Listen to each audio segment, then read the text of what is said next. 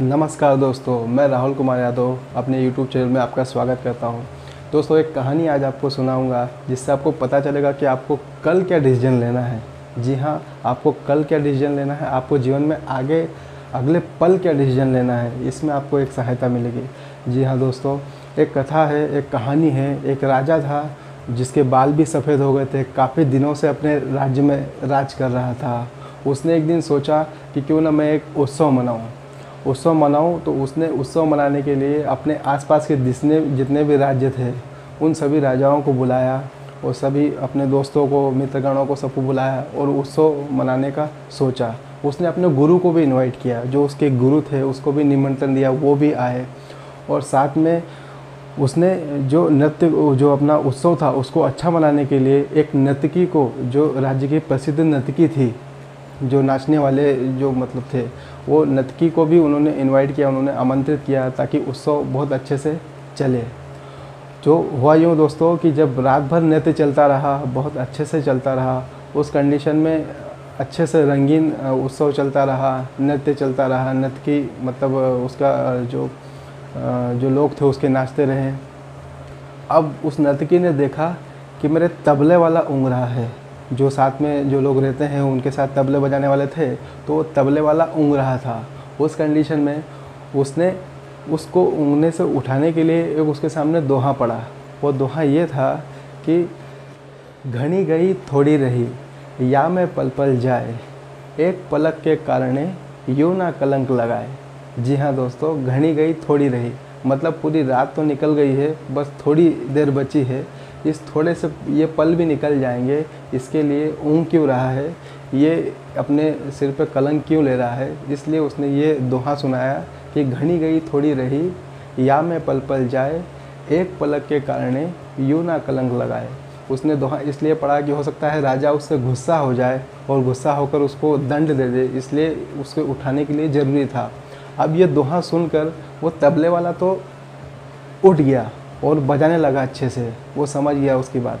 लेकिन इस दोहे को सुनकर जो राजा के गुरु थे, वो राजा के गुरु ने उसके पास जितनी भी स्वर्ण मुद्राएं राजा ने दी थी वो सारी उस नर्तकी को भेंट कर दी।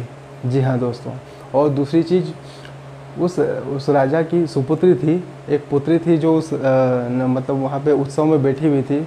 उस पुत्री ने भी अपने नौलखा हार मतलब उतारा और उसको भेंट कर दिया।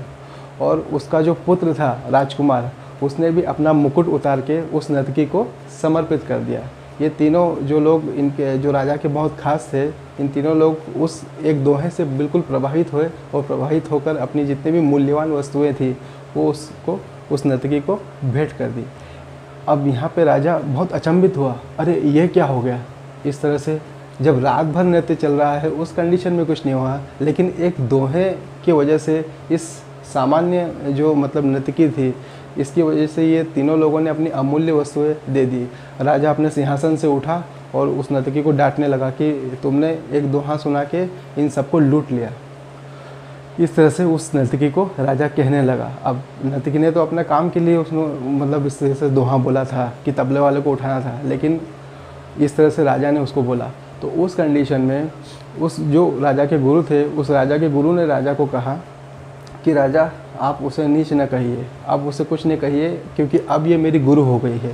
क्योंकि दोहा उसने इस तरह से बताया कि इससे मुझे जीवन में बहुत बड़ी सीख मिली है, एक बहुत बड़ी प्रेरणा मिली है, अब ये मेरे गुरु बन गए हैं। तो उसने यहाँ से ये सीखा कि मैं जीवन भर अपने जंगलों में जाता रहा और भगवान की भक्ति करता रहा, भगवान श्री कृष्ण को जपता रहा, राम को जपता रहा और मेरे मतलब इष्ट देव को जपता रहा। और आखिरी समय में जब यहाँ पे इस नर्तकी का मुजरा देखने आ गया, तो इस कंडीशन में उसको ये गलत लगा और उसने बोला कि राजा, मैं तो अब यहाँ नहीं रहूँगा। और वो अपना कमंडल उठाकर तुरंत वहाँ से चले गए, क्योंकि उनको गलत लगा। इस दोहे से उनको बहुत अच्छी सीख मिली।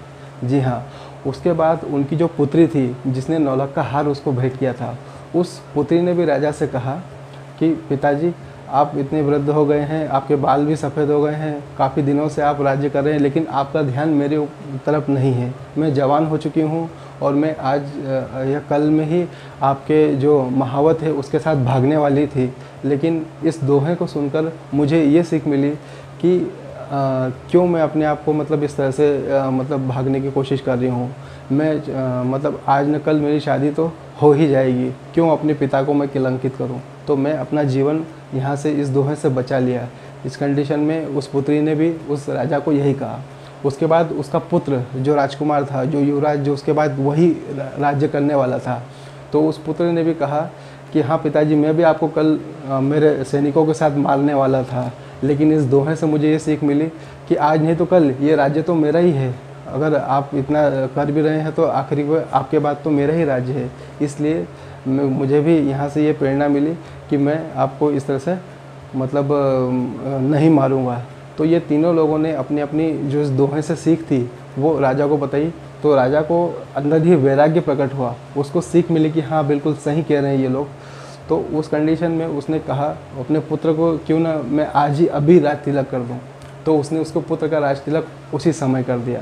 और उसकी पुत्री को भी कहा कि दरबार में एक से एक राजकुमार है, आप जिसको चुन लोगे उसी से मतलब जिसके गले में वरमाला डाल दोगे, आप वो आज से आपका पति हो जाएगा, आपकी शादी मतलब यहाँ से मान्य हो जाएगी।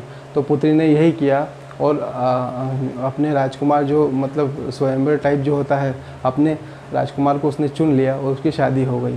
और गुरु तो पहले ही जंगल में चले गए थे, और जब यहाँ पर इस तरह से हुआ तो राजा ने भी अपने आप को गुरु को समर्पित करके वो भी उनके पीछे पीछे जंगल में चले गए। और जो वैराग्य प्रकट हुआ इससे एक दोहे से वो सभी लोग इस तरह से सीख गए। आखिरी में बात आती है दोस्तों नर्तकी की। नर्तकी ने भी यही किया। नर्तकी ने सोचा कि मेरे इस एक दोहे से ये लोग सभी सुधर रहे हैं तो मैं क्यों नहीं सुधर रही। तो नर्तकी ने भी अपने आप में वैराग्य प्रकट किया, अपनी आत्मा में झांका और उसने उसी टाइम डिसीजन लिया कि आज से मैं नाचना बंद करती हूँ, मैं ये प्रोफेशन नहीं करूँगी। और उसने आंखें बंद करके भगवान से एक क्षमा मांगी और प्रार्थना की कि भगवान आज से अगर मैं नाचूंगी तो आपके लिए या नाम लूँगी या जो आपका ही नाम लूँगा आज के बाद। तो इस कंडीशन में उसने भी वैराग्य जाकर फिर बाद में ये सब छोड़ दिया। तो इस कंडीशन में दोस्तों आज जो लॉकडाउन की कंडीशन है वो लॉकडाउन की कंडीशन भी कुछ ऐसी ही है। कुछ ही समय बचा है, कुछ ही समय में ये सॉल्यूशंस मिल जाएगा कोरोना वायरस का। आप धीरे धीरे इस कंडीशन में आप अपने आप को सीमित रखें। आपका जो मतलब रहने का, जो सोशल डिस्टेंसिंग का पालन करने का और मास्क लगाने का, ये जितनी भी चीज़ें हैं आप इन सभी का पालन करें, क्योंकि आज नहीं तो कल ये वायरस कभी न कभी जाएगा ही। लेकिन इस कंडीशन में आपको थोड़ा धैर्य रखना पड़ेगा। धैर्य जितना रखेंगे उतना आपको जल्दी सॉल्यूशन इसका मिल जाएगा।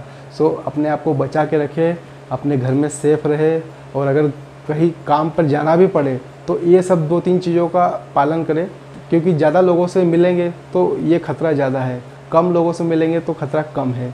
इस कंडीशन में आपको इस दोहे का ध्यान रख के आपको लॉकडाउन का भी पालन करना है, आपको कोरोना वायरस से बचाव के जितने भी तरीके गवर्नमेंट बता रही है उन सब का पालन करना है।